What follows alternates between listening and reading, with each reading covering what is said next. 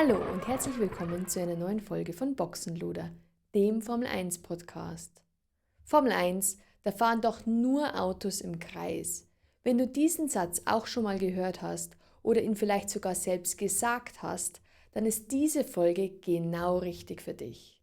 Denn heute nehme ich genau dieses Vorurteil auseinander. Und zwar nicht, indem ich es wegdiskutiere, sondern indem ich dir zeige, was in den 2 Stunden am Sonntag alles drin steckt, was du auf den Bildschirmen nie siehst.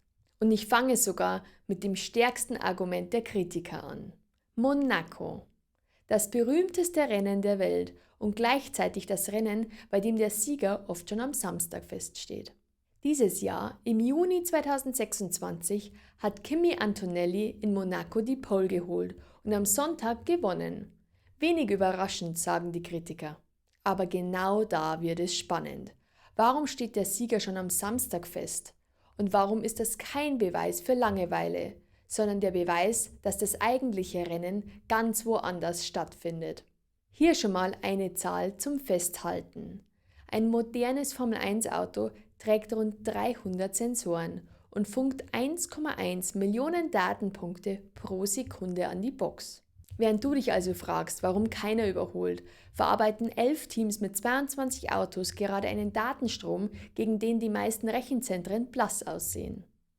Eines vorweg, damit wir uns nicht falsch verstehen. Das hier wird keine Folge, in dem ich dir erzähle, der Fahrer sei egal und Computer würden die Rennen gewinnen. Das Gegenteil ist der Punkt. Formel 1 ist ein Zusammenspiel. Fahrer, Auto, Ingenieure, Strategen, das ganze Team. Und gerade weil alles ineinander greift, reicht es nicht, wenn nur ein Teil davon Weltklasse ist. Genau das macht diesen Sport so faszinierend.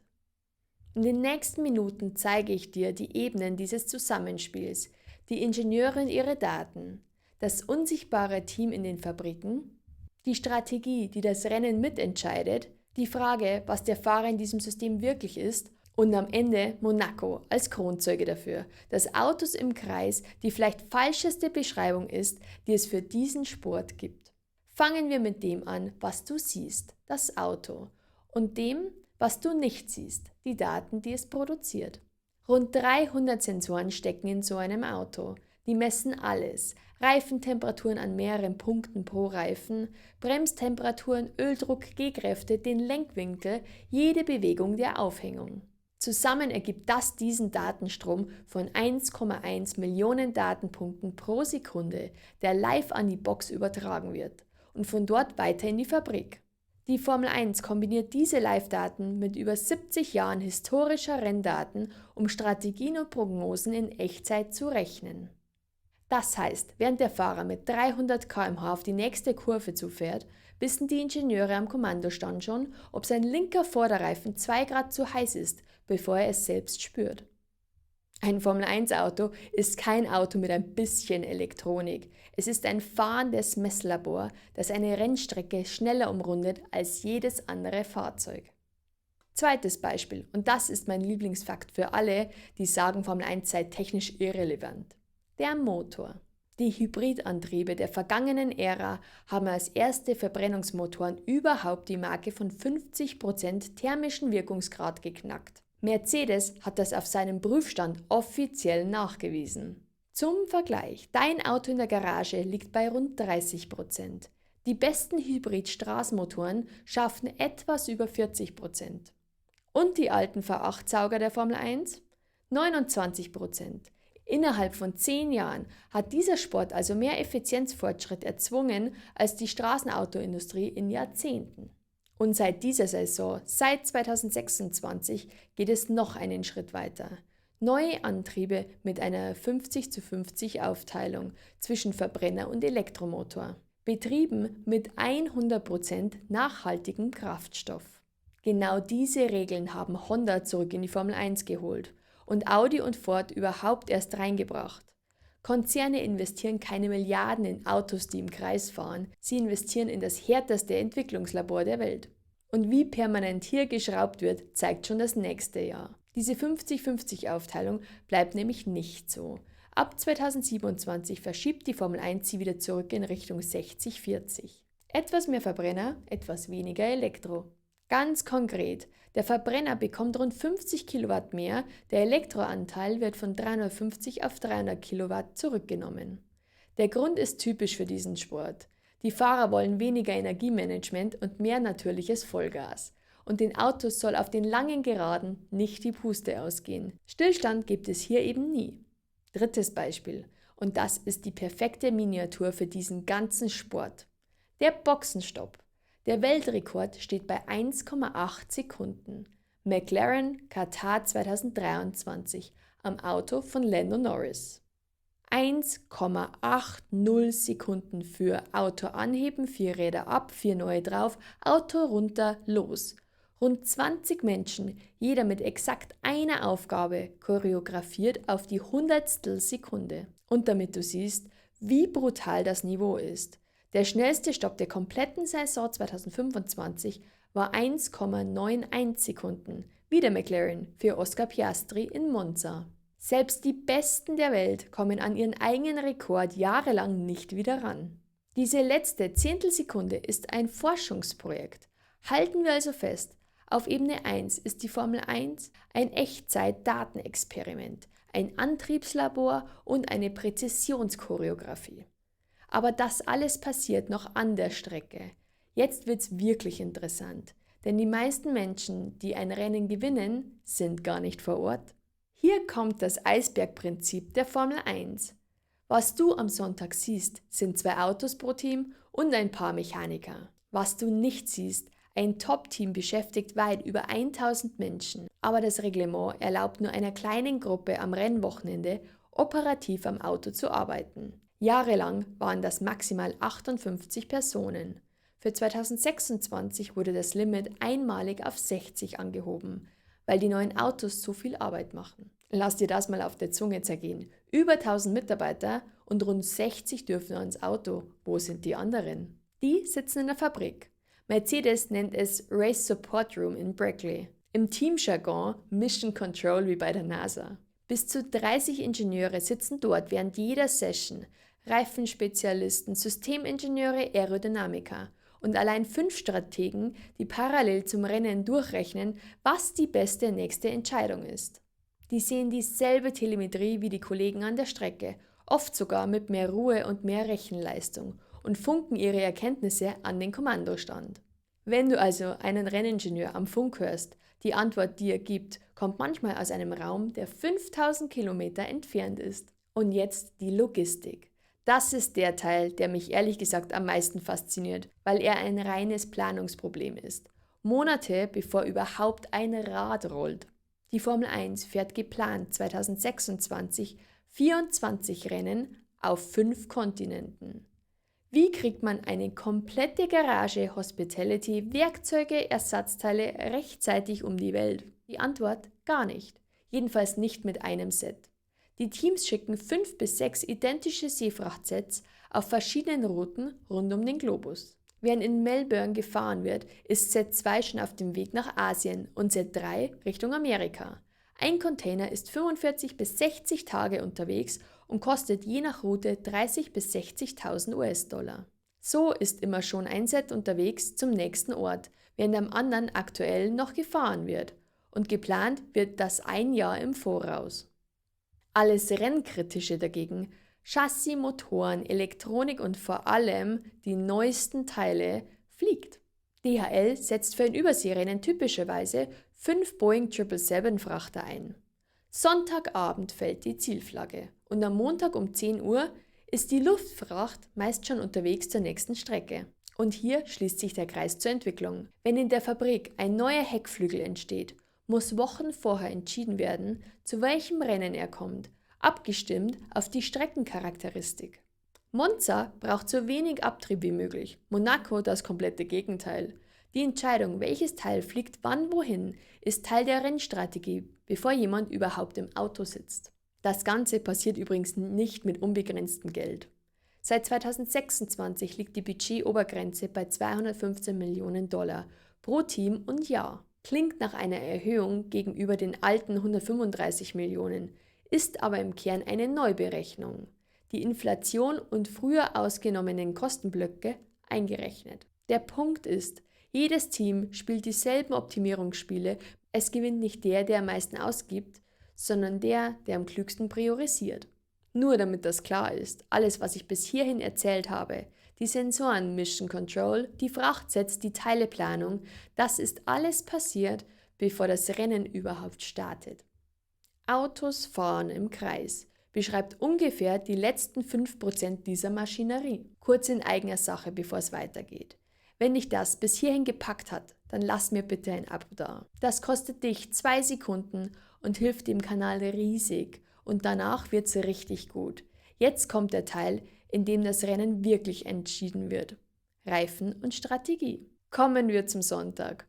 Und zu der Frage, wenn Überholen so schwer ist, wie gewinnt man dann eigentlich Positionen? Die Antwort am Kommandostand. Und die Grundwährung jeder Strategie ist der Reifen. Der ist nämlich kein schwarzes Gummiverbrauchsmaterial, sondern ein eigenes Wissenschaftsgebiet. Pirelli bringt 2026 5 Trockenmischungen, von C1 der härteste bis C5 der weichste. Und pro Wochenende werden 3 davon nominiert. Und da steckt schon der erste strategische Konflikt drin. Weiche Reifen sind schnell, aber halten nur kurz. Harte Reifen sind langsam, dafür langlebig. Jedes Team muss also abwägen. Schnelle Runden auf weich und früher an die Box oder langsamer auf hart. Dafür länger draußen bleiben. Diese Abwägung ist der Ausgangspunkt für alles Weitere. Und damit du eine Vorstellung von der Größenordnung bekommst, rund 1800 Reifen bringt Pirelli zu jedem Grand Prix. Etwa 20 Monteure ziehen sie im Fahrerlager auf die Felgen. Jeder einzelne Reifen trägt einen einvulkanisierten Barcode, quasi seinen Reisepass, und wird nach dem Wochenende in England zu Sekundärrohstoffen recycelt. Noch entscheidender als hart oder weich ist aber das Temperaturfenster. Jede Mischung funktioniert nur in einem bestimmten Temperaturbereich. Ist der Reifen zu kalt, greift er nicht, sondern rutscht. Und genau dieses Rutschen erzeugt dann Schäden wie Graining. Ist er zu heiß, verliert die Oberfläche Grip und der Verschleiß explodiert. Wobei zu heiß nicht gleich zu heiß ist. Es gibt 2 Arten von Degradation. Wenn nur die Oberfläche überhitzt, weil der Reifen rutscht, ist das umkehrbar. Fahrstil anpassen, Reifen beruhigen, der Grip kommt zurück. Wenn aber die Hitze tief im Gummi die chemischen Bindungen verändert, ist der Grip unwiderruflich weg. Deshalb hörst du am Funk manchmal, manage die Reifen. Der Ingenieur versucht genau das zu verhindern, dass aus dem ersten Problem das zweite wird. Den Reifen ins Fenster bringen und ihn dort über einen ganzen Stint halten, ist eine eigene Kunstform aus Setup, Fahrstil und Timing. Deshalb reden Fahrer und Ingenieure am Funk gefühlt über nichts so oft wie über Reifentemperatur. Und erinnerst du dich noch an die Sensoren aus Ebene 1? Die wachen auch hier. Einen schleichenden Plattfuß erkennt die Telemetrie heute oft, bevor der Fahrer überhaupt etwas spürt. Wie schmal dieser Grat ist, zeigt eine aktuelle Geschichte. Pirelli hatte mit dem C6-Reifen eine ultraweiche 6. Mischung im Programm. Mit einem Temperaturfenster so eng, dass der Reifen mitten im Stint schlagartig ausging, statt langsam abzubauen. Im Monaco-Rennen 2025 beschwerten sich reihenweise Fahrer und für 2026 wurde der C6 komplett gestrichen. Merkt ihr das? Selbst der Reifenhersteller mit Jahrzehnten Formel-1-Erfahrung tastet sich auch hier noch an physikalische Grenzen entlang. Und woher weiß Pirelli überhaupt, welche Mischung zu welcher Strecke passt? Auch das ist Datenarbeit. Jedes Jahr fotografiert Pirelli jede Strecke in 3D, an den aussagekräftigsten Stellen bis hinunter zur Rauheit der einzelnen Steinkörner im Asphalt. Mikrorauheit, Makrorauheit, alles fließt in die Simulationsmodelle ein, aus denen die Reifennominierung entsteht. Am Ende bekommt jede Strecke eine Härteeinstufung. Spa, Silverstone oder Suzuka stehen mit Stufe 5 ganz oben. Bevor irgendein Auto rollt, ist der Asphalt selbst schon vermessen, kartiert und simuliert. Auf dieser Reifenphysik baut dann die eigentliche Strategie auf. Das wichtigste Werkzeug heißt Undercut. Klingt kompliziert, ist es nicht. Ich hole meinen Fahrer eine Runde vor dem Gegner an die Box. Er bekommt frische Reifen, knallt eine schnelle Runde raus, während der Gegner noch auf alten, müden Reifen unterwegs ist. Wenn er eine Runde später stoppt, kommt er meist hinter dem Fahrer. Position gewonnen, ohne ein einziges Überholmanöver auf der Strecke. Das Gegenstück ist der Overcut. Länger draußen bleiben und die freie Strecke nutzen. Welche Variante funktioniert, hängt von Reifenverschleiß, Verkehr und Streckentemperatur ab. Und genau das rechnen die Teams permanent durch. Und durchrechnen ist wörtlich gemeint. Die Teams nutzen Monte-Carlo-Simulationen. Der Computer würfelt Millionen möglicher Rennverläufe durch. Manche Teams rechnen rund 300 Millionen Varianten pro Rennen. Er berücksichtigt Reifenlebensdauer, Boxenstopp, Zeitverlust, Safety-Car-Wahrscheinlichkeit, das Verhalten der Gegner und spuckt aus, welche Strategie mit welcher Wahrscheinlichkeit zum besten Ergebnis führt. Vor dem Rennen entstehen daraus 3-4 Basisstrategien und während des Rennens wird bei jeder neuen Information nachgerechnet. Safety Car, Regen in 20 Minuten, der Gegner stoppt früh, neue Simulation, neue Empfehlung. 13 Sätze Trockenreifen bekommt jeder Fahrer für ein normales Rennwochenende und muss davon nach festen Regeln Sätze zurückgeben, nach jedem Training, nach dem Qualifying.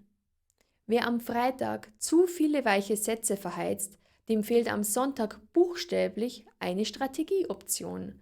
Sogar der Trainingsplan am Freitag ist schon Rennstrategie. Diese Methodik ist übrigens keine neue Mode. Ein Mathematiker namens Neil Martin hat Monte-Carlo-Strategiemodelle schon in den 90ern bei McLaren eingeführt. Die Formel 1 hat Data Science im Rennsport betrieben, bevor der Begriff überhaupt existierte. Was du im Fernsehen als die halten die mal länger draußen wahrnimmst, ist in Wirklichkeit das Ergebnis eines Wahrscheinlichkeitsrechners. Gefüttert von Live-Telemetrie, bedient von Teams aus Strategen an der Strecke und in den Fabriken. Du erinnerst dich, die 5 Strategen im Race Support Room. Ein Formel-1-Rennen ist ein Strategiespiel in Echtzeit, bei dem sich die Spielsituation alle 90 Sekunden ändert. Schach bei 300 ist gar nicht so falsch, nur dass beim Schach niemand mit bis zu 5G in die Bremszone fliegt, während der Zug neu berechnet wird. Und das Schöne ist, genau diese Ebenen kannst du als Zuschauer lernen zu lesen. Wenn du einmal verstanden hast, was ein Undercut ist, schaust du Rennen ganz anders. Dann ist eine Runde 30, in der scheinbar nichts passiert, plötzlich hochspannend, weil du weißt, jetzt sind beide Autos im Boxenstoppfenster und jede Runde ist entscheidend. Jetzt höre ich schon den Einwand.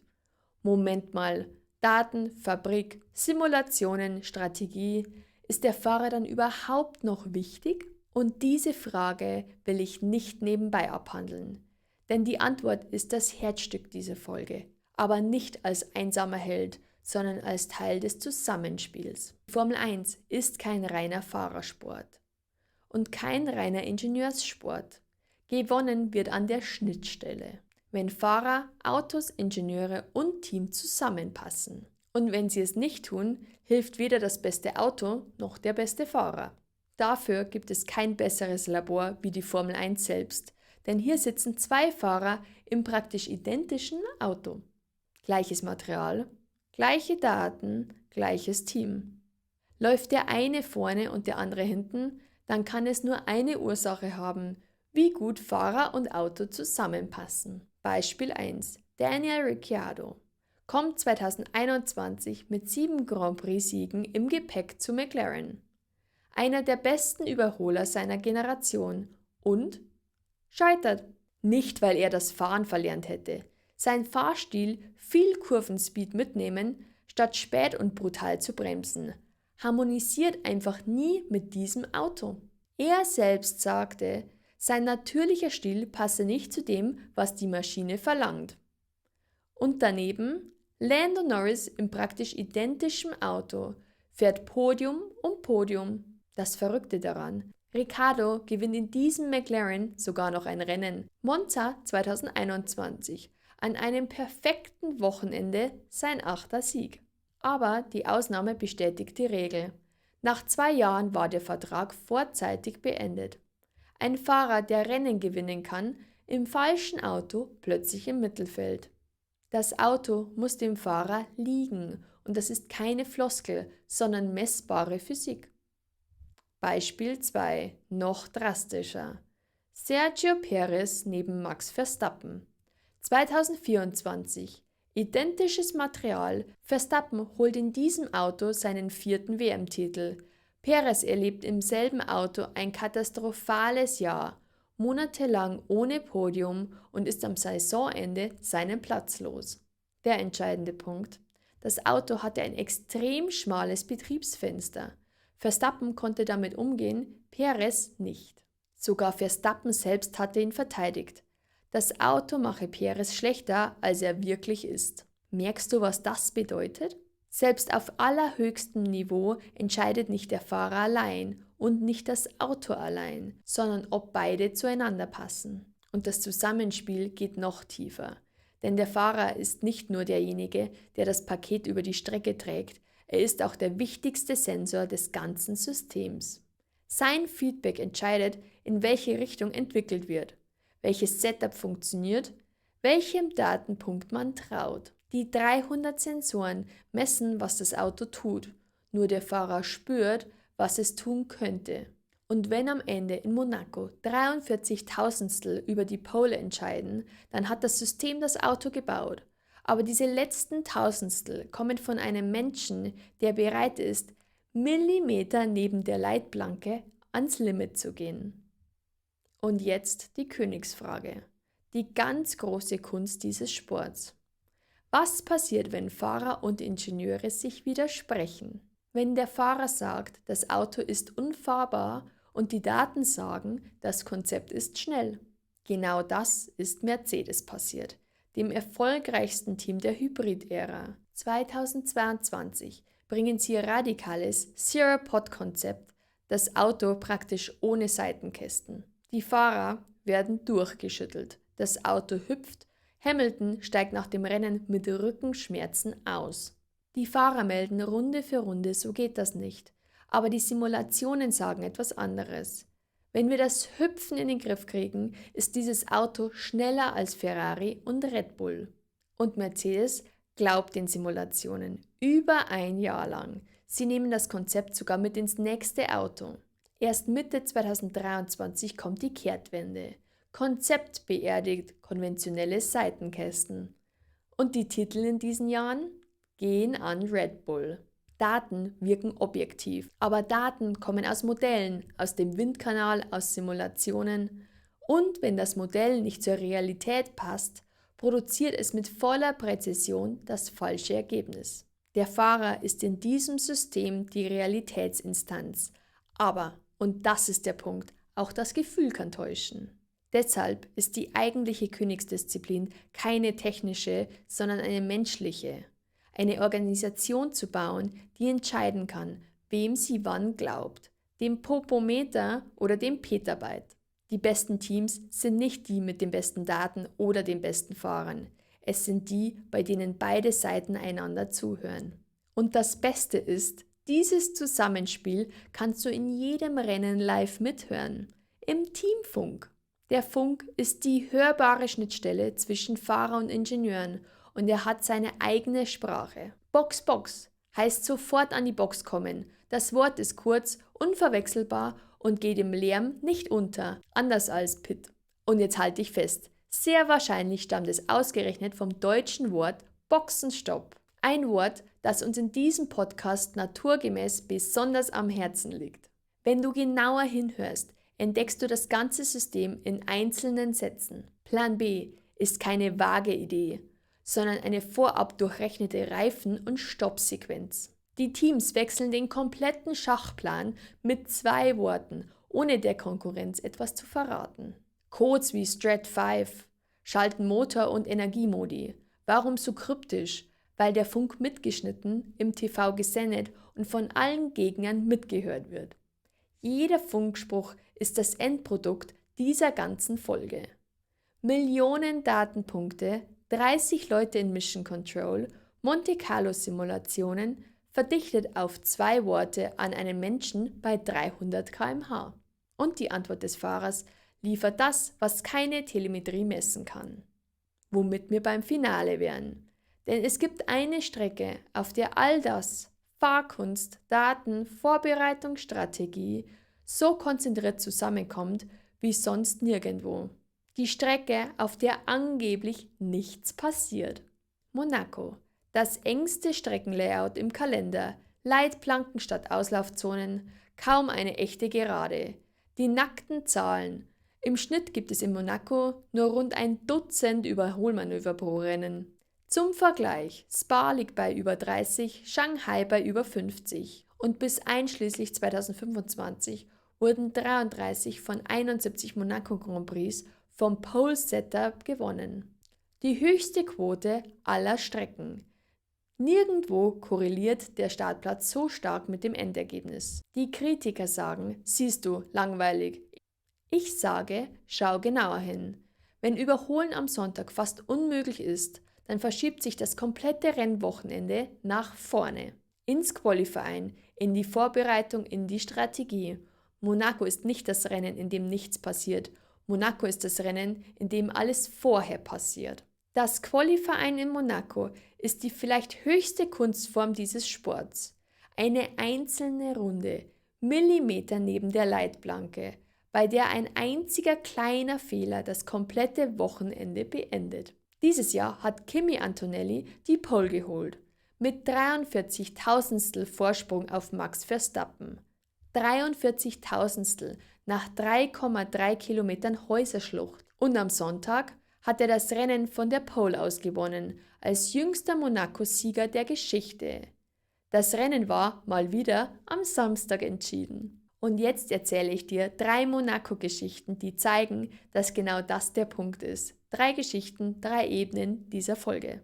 Geschichte 1, 2015, die Ebene des Zusammenspiels. Und zwar genau der Konflikt, über den wir gerade geredet haben. Lewis Hamilton dominiert das Rennen, fast 20 Sekunden Vorsprung auf Nico Rosberg. Dann 15 Runden vor Schluss, Crash, Safety Car. Und jetzt rechnet das Strategiesystem von Mercedes. Der Vorsprung reicht für einen Boxenstopp. Hamilton kommt vor allen anderen wieder raus. Was das Modell nicht erfasst hat: Hamilton hing hinter dem Safety Car fest und verlor massiv Zeit, während Rosberg dahinter noch schneller fahren durfte. Der echte Abstand war viel kleiner, als das System glaubte. Hamilton wird an die Box geholt, kommt als Dritter wieder raus. Rosberg gewinnt. Die Daten sagten sicher. Die Strecke sagte nein. Und die Entscheidung fiel für die Daten, Sekunden vor der Boxeneinfahrt. Das ist der Preis, wenn das Zusammenspiel kippt. Selbst das beste Team der Welt verliert ein gewonnenes Rennen, wenn es im falschen Moment dem Modell mehr glaubt als der Realität. Geschichte 2, 2021. Die Ebene der Technik. Charles Leclerc, der Monegasse, holt sensationell die Pole für Ferrari, crasht aber in der letzten Sekunde des Qualifyings. Ferrari prüft das Auto über Nacht, findet nichts Kritisches. Sonntag auf der Runde zur Startaufstellung, Defekt an der Antriebswelle. Die Untersuchung zeigt später, der Quali-Crash hatte eine Antriebswellennarbe beschädigt. Genau an einer Stelle, die bei den Checks nicht auffiel. Der Pole-Setter von Monaco startete nicht mal zum Rennen. Wenn das Qualifying das eigentliche Rennen ist, dann hat Leclerc 2021 beides an einem einzigen Einschlag verloren. 24 Stunden vorher, bevor es offiziell wurde. Geschichte 3, 2022. Die Ebene der Strategie. Startverzögerung wegen Regen. Das Rennen beginnt auf Regenreifen. Die Strecke trocknet ab. Kurzer Einschub, damit du die Dimensionen verstehst. Ein Full-Wet-Reifen verdrängt bei Höchsttempo rund 76 Liter Wasser pro Sekunde pro Reifen. Ein Intermediate etwa 31. Und zwischen diesen 2 Reifentypen liegt der sogenannte Crossover-Punkt. Der Moment, ab dem die Strecke so weit abgetrocknet ist, dass der Wechsel auf den nächsten Reifen unterm Strich schneller ist.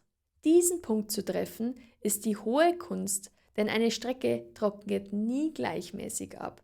Irgendwo lauert immer noch eine nasse Stelle. Und jetzt passiert Monaco-Magie. Red Bull holt Sergio Perez früh auf Intermediates, den Crossover-Punkt perfekt getroffen, wie sich herausstellt.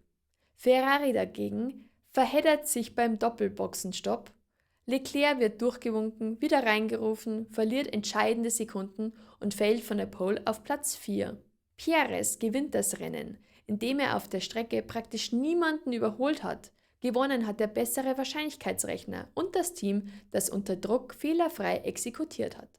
3-mal Monaco, 3-mal langweiliges Rennen. Und 3-mal steht genau das dahinter, worüber wir die ganze Folge reden. Fahrkunst unter Maximaldruck, Technik am Limit, Strategie als Waffe und ein Zusammenspiel, das über allem steht. Das scheinbar ereignisloseste Rennen des Jahres ist in Wahrheit das konzentrierteste. Kommen wir zum Anfang. Da fahren doch nur Autos im Kreis. Weißt du was? Stimmt sogar. Am Sonntag für 2 Stunden fahren da Autos im Kreis. Aber dieser Kreis ist die Spitze eines Systems. 300 Sensoren pro Auto, über 1 Million Datenpunkte pro Sekunde, Motoren, die effizienter sind als alles, was je auf einer Straße fuhr. Über 1000 Menschen pro Team, von denen nur 60 ans Auto dürfen, während Mission Control aus der Fabrik mitrechnet. Über Millionen simulierte Rennverläufe für jede einzelne Entscheidung am Sonntag. Und mittendrin der Fahrer. Nicht als austauschbares Rädchen, sondern als der Faktor, an dem sich entscheidet, ob dieses ganze System überhaupt funktioniert. Fragt Daniel Ricciardo, was passiert, wenn ein Weltklassefahrer und ein Auto nicht zusammenfinden. Frag Sergio Perez, was es heißt, wenn das Betriebsfenster des Autos nicht zu dir passt. Die Formel 1 ist kein Duell zwischen Mensch und Maschine. Sie ist die Kunst, beides zur Deckung zu bringen. Und jetzt kommt mein persönlicher Blick darauf. Ihr wisst, ich schaue beruflich auf Systeme und Architekturen. Ein Formel-1-Team ist für mich eine der beeindruckendsten Hochleistungsdatenorganisationen der Welt. Echtzeittelemetrie, Simulation, verteilte Teams über Kontinente, knallharte Budget- und Zeitlimits und alle 2 Wochen ein öffentlicher Live-Test, bei dem das Ergebnis auf die Tausendstelsekunde gemessen wird. Es gibt Konzerne, die für ein Zehntel dieser Lerngeschwindigkeit sehr viel Geld bezahlen würden. Die Formel 1 macht das 24 Mal im Jahr vor laufender Kamera. Und dieses System schlägt gerade ein neues Kapitel auf. Künstliche Intelligenz. Ferrari beschleunigt seine Strömungssimulationen mit Amazon Cloud KI massiv. Racing Bulls nutzt neuronale Netze, die die Aerodynamik eines neuen Designs in unter einer Zehntelsekunde vorhersagen, wofür klassische Simulationen Stunden brauchen. Quer durchs Feld wurden zuletzt 8 große KI-Partnerschaften geschlossen und der Grund ist typisch für die Formel 1. Windkanal und Simulationszeit sind streng reglementiert. Wer tausende Designvarianten digital bewerten kann, hebelt den Engpass aus. Aber bemerkst du was? KI macht die Königsklasse von vorhin nicht kleiner, sondern größer. Da jetzt noch eine Stimme mehr am Tisch sitzt, noch ein Modell, dem man glauben kann oder eben nicht. Auch im KI-Zeitalter entscheidet am Ende das Zusammenspiel.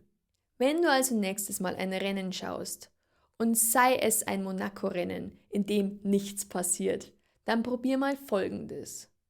Schau nicht auf das führende Auto.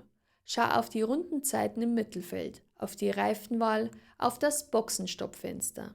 Frag dich bei jeder Runde, was würde ich jetzt entscheiden? Ich verspreche dir, das Rennen, das du dann siehst, ist ein komplett anderes. Ja, sie fahren im Kreis, aber der Kreis ist das Unwichtigste an diesem Sport. So, das war's für heute. Wenn dir diese Folge gefallen hat, dann lass ein Abo da und schick sie genau der Person, die zuletzt gesagt hat, die Formel 1 sei langweilig. Alle Quellen zu dieser Folge findest du wie immer in den Shownotes. Wir hören uns und bis zum nächsten Mal.